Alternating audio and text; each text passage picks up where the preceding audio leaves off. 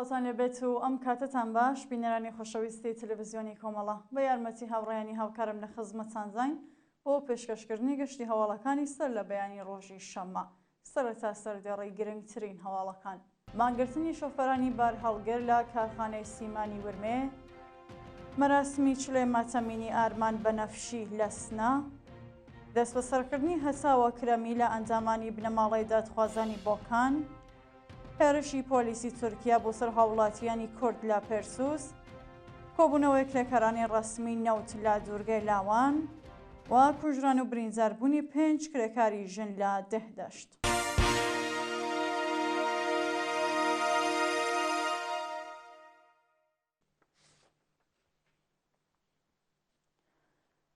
درۆژی هەواڵەکان مانگرتنی شۆفەرانی بار هەڵگر لە کارخانەی سیمانی ورمێ. ڕۆژی هەینی 11 جۆزەردانی 1403 شۆفێرانی بار هەڵگری شاغەڵ لە کارخانەی سیمانی ورمێ دەست بە دۆخی خراپی پیشەی و معیشەتی دەستیان لە کار کێشایەوە و مانیان گرت.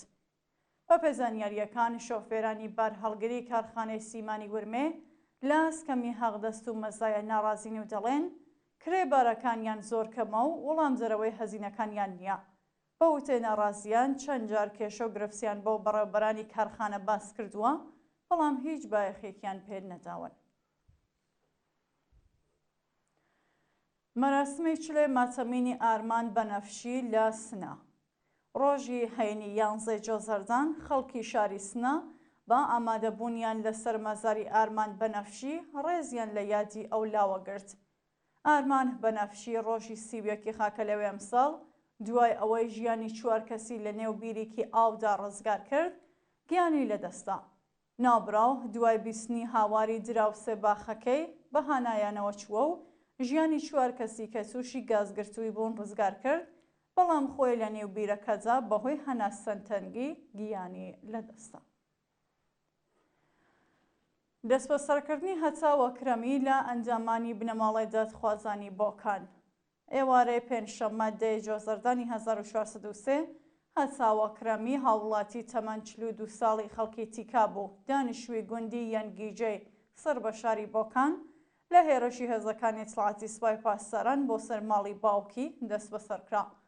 بە پێزانیاریەکان 20 کەس لە هێزەکانی دەسەڵاتی سوپای پاسداران هەڵیان کردەوەتە سەر ماڵی دایک و باوکی هەتاوە کرەمی و ناوبراویان باسوند و تیژیەوە دەست بەسەر کردووە. هەروەها هێزەکانی ڕژیم ماڵی دایک و باوکی هەتاویان بە تەواوەتی پشکنیوە. ناوبراو ئامۆزای مهرانە کرەمی لە گیانبەختکردوانی شۆڕشی ژینا لە شاری سەقزە کە بەهۆی ئەشکەنجە سەرکوزگەرانی کۆماری ئیسلامی گیانی لەدەستا.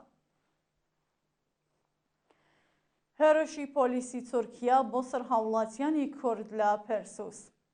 ڕۆژی هەینی 11 جۆزەردان هێزەکانی پۆلیسی تورکیا هێرشیان کردە سەر ماڵی هاوڵاتیانی کورد لە شاری پێرسوسی سەر بە پارێزگای ڕووحا و 4 کەسیان دەست بەسەر کرد.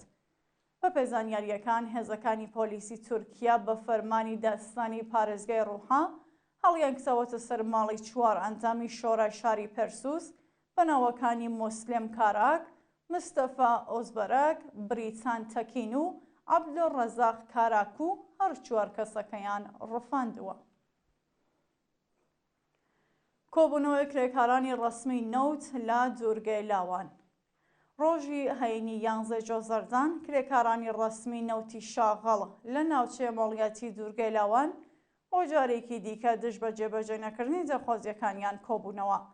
کرێکارانی ڕەسمی نەوت لە کۆبوونەوەکەیاندا خوازیاری وەلانانی سەقفی هەغدەست، وەلانانی ئاسەنگیەکانی بەردەم سەنەواتی خانەنشینی، وەلانانی بەڕێوەبەرانی ناکارامە، بەکردەوە زەرهاتنی تەواوی مادەی دەی ئەرک و بەرپرسیارەتی پێرسۆنەلی نەوت، وەلانانی جیاوازی، گەڕانەوەی ئۆبڕە پارە لە ساڵانی ڕابردوو وەکو باج لەسەر هەغدەستەکانیان کەم کراوە و جابینکردنی ئەمکاناتی ڕەفاهی بوون.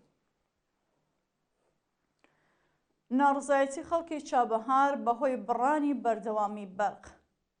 بەیانی هەینی 11 جۆزەردان خەڵکی شارستانی چابەهار لە ناڕزایەتی بە قەتعی بەردەوامی کارەبا لە بەرزەم ئێدارە بەرخیە و شارە کۆبوونەوە. بە وتەی شەلاکانی مەدەنی بەلوژ لە گەرمای 47 پلەی سیلیزی چابەهاردا بەرقی چەندین گەڕەکیە و شارەیان بڕیوە بەبێ ئەوەی بیر لە ژیانی سەختی منداڵان، ژنان و بەسەڵاتچوان بکەنەوە. ناڕازیان دەڵێن بەهۆی گەرمی هەوا چەندین منداڵ تووشی شۆک بوون و ڕەوانەی نەخۆشخانەکراون، بەڵام بەرپرسانی ئەو شارە هیچ بایەخێکیان بە کێشەی خەڵک نەداوە. بەیانیە کەشاوەرزانی ئیسفەهان بۆ پشتیوانی لە هاوپیشەکانیان. ڕۆژی هەینی 11 جۆزەردان کەشاوەرزانی ناڕازی ئیسفەهان لە بەیاننامەیەکدا پشتیوانی خۆیان لە هاوکارە دەست بەسەرکراوەکانیان لە ساڵی 1400 دەربڕی و خوازیاری ئازادی بێشەرت و مەرجیان بوون. لە بەشێکی ئەو بەیاننامەدا هاتووە ئایا ئاگادارن کە چەندین کەشاوەرزی بەشدار لە ناڕزایەتیەکانی خەزەڵوەری ساڵی 1400 لە شاری ئیسفەهان چاویان لە دەستاوە و کۆمەڵێک کەس دەست بەسەر و زیندانی کراون. تاوانی ئەو کەشاوەرزانە تەنیا ئەوە بوو کە داوای مافی خۆیان کردبوو، بەڵام ڕژیمی ئیسلامی بە توندترین شێوە سەرکوتی کردن. ئێستا بنەماڵەکانیان چاوەڕێ ئازادکردنیانن. ئێمە کەشاوەرزانی ئیسفەهان داوا لە هەموو دام و دەستگا پەیوەندیدارەکان دەکەین بە زووترین کات هاوکارەکانمان ئازاد بکەن. کوژران و برینداربوونی 5 کرێکاری ژن لە دێهدەشت. ڕۆژی پێنجشەممە 10 جۆزەردان بەهۆی ڕووزاوی هاتوچۆ لە شارستانی دێهدەشتی سەر بە پارێزگای کۆکویلیۆ بووی ڕەحمەت، 2 ژنی کرێکار گیانیان لەدەستا و 3 کەسی دیکەش بریندار بوون. ئەو 5 کرێکارە لەسەر مەزاری مەزرای تەماتە کاریان کردووە و لە کاتی چوون بۆ سەرکار ئۆتۆمۆبیلەکەیان تووشی ڕووزاوی هاتوچۆ بووە. لە ئەنجامی ئەو ڕووداوەدا 2 کرێکار گیانیان لەدەستاوە و 3 کرێکاری دیکەش بریندار و ڕەوانەی ناوەندە دەرمانیەکان کراون. لە سێدارەزانی 2 بەندکراو لە زیندانی قۆم. لە ڕۆژانی ڕابردوودا حکمی ئادامی 2 بەندکراو بە ناوەکانی سەمیر سعیدی ڕاد و عەلی ڕەزا ئارزومەندی لە زیندانی قۆم جێبەجێکراوە. بەپێی راپۆرتی کەمپەینی بەرگری لە بەندکراوانی سیاسی و مەدەنی، عەلی ڕەزا ئارزومەندی تەمەن 23 ساڵ و سەمیر سعیدی ڕاد تەمەن 35 ساڵ پێشتر بە تۆمەتی پەیوەندیدار بە مادەی هۆشبەر دەست بەسەر و دواتر لەلایەن دەستگای قەزای ڕژیمەوە بە ئەعدام مەحکوم کرابوون. بەیانیە ڕۆژی یەکشەممە 6 جۆزەردان سزای سێدارەی ئەو 2 بەندکراوە لە بێدەنگی خەبەریدا جێبەجێکراوە. سەپاندنی تەحریم بەسەر چەند کەسایەتی کۆماری ئیسلامی لەلایەن یەکێتی ئەوروپا.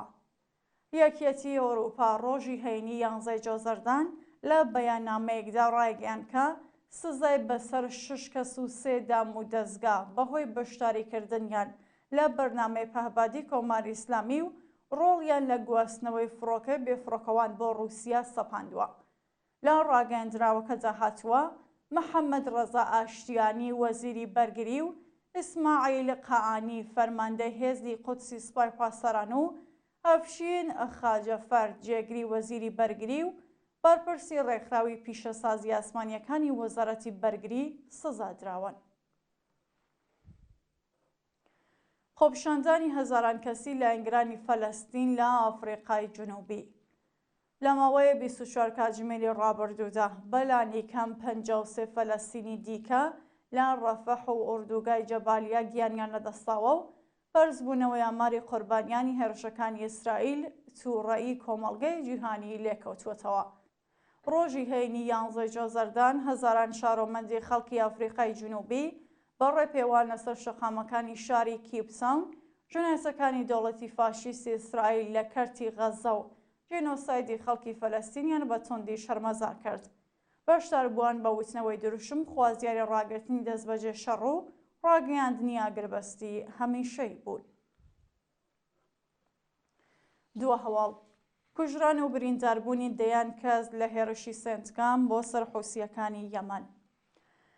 بەیانی هەینی 11 جۆزەردان فەرماندەی سێنتکام ڕایگەیاند کە هێزی ئەسمانی ئەمریکا و بریتانیا بنکە موشەکی و پەهبادیەکانی حوسیەکانیان بردومان کردووە و لە نەتیجێ و هێرشانەدا دەیان کەس کوژراون و بریندار بوون.